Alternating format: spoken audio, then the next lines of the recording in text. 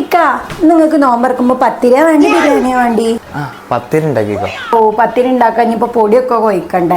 പിന്നെ ബിരിയാണി ഉണ്ടാക്കിക്കോ. ബിരിയാണിക്ക് ഇനിയിപ്പോ വെജിറ്റബിൾ ഒക്കെ അറിയണ്ടേക്ക് വെച്ച എനക്ക് ഇതൊന്നും ഉണ്ടാക്കാറില്ല.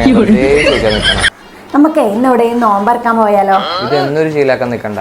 പെരിയിലൊക്കെ എന്തെങ്കിലും വെച്ചിട്ടുണ്ടായിക്കൊണ്ട് ഇന്നത്തെ ദിവസത്തിന് മാത്രമാണെങ്കിൽ ഓക്കെ. ഞാനൊന്ന് ആലോചിക്കട്ടെ.